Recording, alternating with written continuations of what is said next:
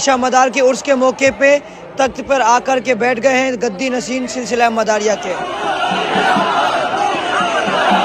اور یہاں پر دیکھیے چادر لے کر کے لوگ طواف کر رہے ہیں. پھر دیکھیے عقیدت کے طور پہ تلوار اٹھا رہے ہیں بھائی. تو یہ دیکھیے ماشاءاللہ یہ پیڑ ہے اور یہ پیڑ کے نیچے یہاں پہ تلوار رکھی ہوئی ہے. پر دیکھ سکتے ہو چراغ جل رہا ہے. تھوڑا بتائیں یہاں کے لوگ یہاں سے کاجل لگاتے ہیں جس سے ان کو شفا ملتی ہے.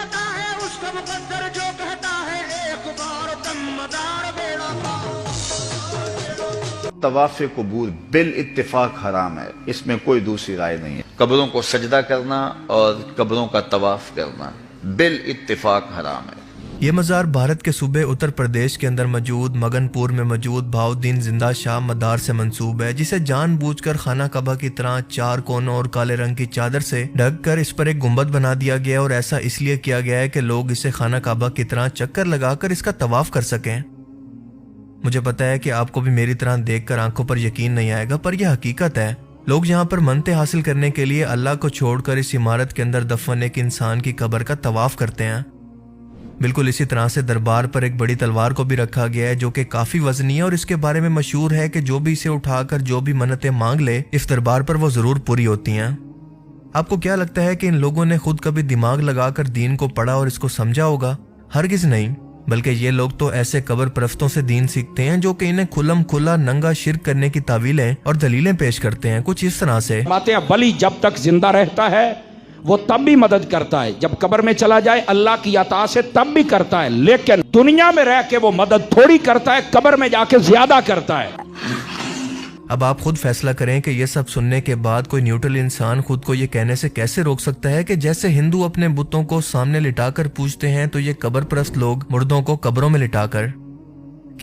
قیامت کے دن ایک گناہ گار اور مشرک انسان اپنا اعمال نامہ ملنے کے بعد جہاں پر اور بہت ساری خواہشات کرے گا تو اس کی سب سے بڑی حسرت آپ جانتے ہیں کیا ہوگی؟ وہ کہے گا کہ کاش میں نے اللہ کے سوا کسی کو شریک نہ بنایا ہوتا، کاش آج کے دن میں مر کر مٹی ہو گیا ہوتا تاکہ میرا حساب و کتاب نہ ہوتا. اے کاش کہ میں دنیا کے اندر ایک بار واپس چلا جاؤں تو پھر کبھی بھی سجدے سے سر نہ اٹھاؤں. پر اللہ فرماتا ہے کہ یہ وہ دن ہوگا جب لوگوں کو صرف ان کے اعمال ہی فائدہ دیں گے، نہ کسی کی سفارش کام آئے گی، نہ کسی کی دوست اور نہ کوئی تعویلیں. اگر ایسا نہ ہوتا تو کائنات کے سب سے عظیم انسان حضرت محمد صلی اللہ علیہ وآلہ وسلم اپنی بیٹی فاطمہ سے یہ نہ فرماتے کہ اے فاطمہ میرے مال سے دنیا میں جو لینا ہے لے لے، اگر قیامت کے دن اللہ نے تجھے پکڑ لیا تو میں تیرے کسی کام نہیں آؤں گا. ذرا اندازہ کریں، یہ بات سمجھانے کے لیے کی جا رہی ہے جنتی عورتوں کی سردار کو، تاکہ ایسے لوگوں کے بند دماغوں کو کھولا جا سکے. یہ قبر پرست مولوی زیادہ تر ایک حدیث کو بنیاد بنا کر اس شرک کا دفاع کچھ اس طرح سے کرتے ہیں کہ اللہ کے رسول نے فرمایا تھا کہ مجھے تم سے یعنی اپنی امت سے شرک کا کوئی خوف نہیں. یعنی آپ صلی اللہ علیہ وآلہ وسلم کے الفاظ کے مطابق میری امت سے شرک ہمیشہ کے لیے ختم ہو جائے گا، وہ کبھی شرک نہیں کر سکتی. حالانکہ اصل میں اس حدیث کا مفہوم ہی کچھ اور تھا. مقصد سمجھانے کا یہ تھا کہ میری ساری کی ساری امت شرک اب کبھی نہیں کرے گی، جیسا کہ اس سے پہلے کی امتوں کے ساتھ ہوا تھا کہ موسیٰ علیہ السلام کی قوم ہو یا باقی پیغمبروں کی، وہ ان پیغمبروں کی وفات کے بعد دوبارہ مکمل طور پر مشرک ہو جاتی جب تک کہ اگلے پیغمبر ان کی ہدایت کے لیے مبعوث نہ ہوتے. یہ لوگ اسی حدیث کو بنیاد بنا کر لوگوں کو اس کا غلط مطلب سمجھا کر ان کو شرک کی دعوت دیتے ہیں.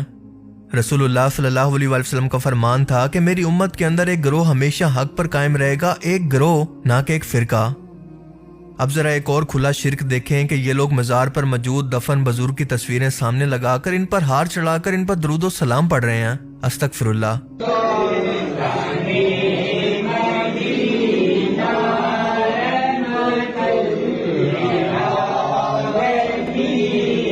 اللہ کے رسول صلی اللہ علیہ وآلہ وسلم یہ بات جانتے تھے کہ یہ عمل شرک کی شروعات ہے، اور شروع سے ہی ایسا ہوتا ہے کہ کسی بھی پیغمبر یا نیک شخص کی وفات کے بعد اس کے ماننے والے اس بزرگ کی تصویریں لگا کر یا پھر اس کا دربار بنا کر اس کی پوجا شروع کر دیا کرتے.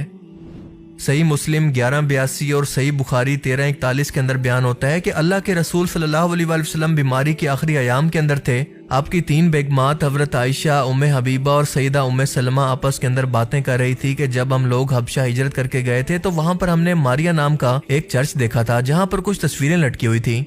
اللہ کے رسول یہ بات سن کر اس بیماری اور تکلیف کے عالم کے اندر اٹھ کر بیٹھ گئے اور فرمایا کہ یہی تو ان لوگوں کی خرابی تھی کہ جب ان لوگوں کے اندر کوئی نیک شخص فوت ہو جاتا تو اس کی تصویریں اور اس کی مورتیاں بنا کر وہاں پر سجدے شروع کر دیتے.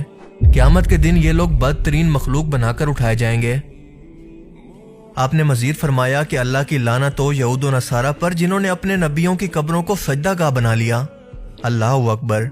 क्या आज वही दौर नहीं है जब इन कब्र परस्तों और हिंदुओं के अंदर फर्क तक करना मुश्किल हो गया है? लेकिन अगर आपको फिर भी यकीन ना आए तो जरा ये वीडियो देख लें कि भारत के अंदर एक बुजुर्ग की कब्र पर शेख अब्दुल कादिर जिलानी रहमतुल्लाह अलैह की मूर्ति बनाकर इसे गुस्ल दिया जा रहा है। बिल्कुल ऐसे ही जैसे हिंदू अपने खुदाओं की मूर्तियों के साथ करते हैं, इन्हें पानी और दूध से गुस्ल देते हैं, इन पर नजराने, चढ़ावे और चंदे लुटाते हैं। उम्मुल मोमिनीन हजरत आयशा रज़ियल्लाहु तआला अन्हा फरमाती हैं कि अगर हमें यह खौफ ना होता कि अल्लाह के रसूल की कब्र पर सजदे शुरू हो जाएंगे तो मैं इस कब्र को हमेशा के लिए आम लोगों के लिए खुला छोड़ देती। अब यहाँ पर मेरा ये सवाल है कि अगर रसूलुल्लाह सल्लल्लाहु अलैहि वसल्लम की उम्मत से शिर्क हमेशा के लिए खत्म हो गया था जैसा कि ये मौलवी बयान करते हैं, तो हजरत आयशा को उम्मत से किस शिर्क का खौफ था? आज भी सुन्नियों के अंदर कादियानी जो कि खत्म नबूवत के इनकारी हैं और शियों के अंदर नाउजुबिल्लाह अली अल्लाह कहने वाले नुसैरी फिरका के लोग मौजूद हैं। अगर शिर्क हमेशा के लिए खत्म हो गया है तो ये लोग कौन है फिर? जो कुछ आज कब्रों पर हो रहा है वो सब कुछ क्या है? अब जरा इस वीडियो के अंदर इन दोनों लोगों की बातें सुनकर इनके अंदर फर्क तलाश करने की कोशिश करें कि इनके अंदर हिंदू बुत परस्त कौन है और मुसलमान कौन। और बड़ी खूबसूरत बात यह मशहूर है कि अगर कोई दिल में तमन्ना है और अगर इस पत्थर को उठाया जाए तो तमन्ना अगर पूरी होनी है तो ये पत्थर आसानी से उड़ जाता है। उष्ट देवता भगवान शिव और मां काली के दर्शन के बाद आप मंदिर परिसर में चमत्कारी पत्थर को देख सकते हैं। मान्यता है कि इस पत्थर को उठाने वाले की मनोकामना पूरी होती है। मुझे बता रहे थे इस्लामी भाई कि 10-12 साल का बच्चा अपने वालिद साहब के साथ यहाँ आया, बच्चे से ये पत्थर आसानी से उड़ गया। अगर 11 बंदे इसके नीचे उंगली रखें और किसी भी अल्लाह के वली का जो है ना वो दिल में तसव्वुर करे तो ये उठ जाता है। अगर ये करामत है तो दज्जाल की करामतें देखकर इन लोगों की क्या हालत होगी आप तसव्वुर कर सकते हैं। यकीनन ये लोग सबसे पहले उसको बुजुर्ग कहकर सजदा करेंगे।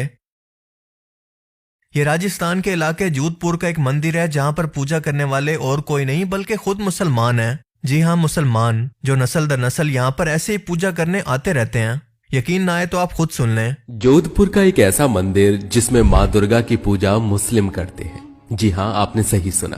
इस मंदिर में माँ दुर्गा की पूजा करने के लिए मुस्लिम पाकिस्तान से आते हैं और इस मंदिर के पुजारी भी मुस्लिम हैं, जिनका नाम है जलालुद्दीन खान और इनका परिवार 13 पीढ़ियों से इस मंदिर में पूजा करते आ रहे हैं। ये अहले तशी हजरात इमाम हुसैन अलैहिस्सलाम के रोजे पर हाजिरी देने के लिए किसी कीड़े की तरह पेट के बल घसीट घसीट कर यहाँ पर पेश हो रहे हैं, बिल्कुल हिंदुओं की तरह। इन लोगों को ये हुक्म किसने दिया? अल्लाह ने, रसूलुल्लाह ने, या फिर साहबा ने अपनी जिंदगी के अंदर ऐसी कोई बिदत की है? अगर नहीं तो ये लोग आखिर सोचते समझते क्यों नहीं है? क्यों अपनी आखिरत बर्बाद करने पर तुले हैं? याद रखें कि आज अगर इसी हालत के अंदर बिना तौबा किए इन लोगों में से किसी को मौत आ जाती है तो फिर वापसी का कोई रास्ता नहीं। हमेशा की जहन्नुम ऐसे लोगों का मुकद्दर है, वो जहन्नुम जिसका टाइम कभी खत्म नहीं होगा, वहां से कभी भी वापसी नहीं होगी। मौत से पहले तक अभी भी वक्त है कि हम लोग समझ जाएं, इससे पहले कि बहुत देर हो जाए। अल्लाह ताला हमें समझने की और नेक अमल करने की तौफीक अता फरमाए, आमीन। अगर आपको इस वीडियो से कुछ नया जानने को मिला तो इसे जरूर लाइक कीजिए और अब मैं मिलूंगा आपसे एक ऐसी ही नई इंटरेस्टिंग वीडियो में। तब तक के लिए अपना बहुत सा ख्याल रखिएगा। Thanks for watching this video. Allah Hafiz.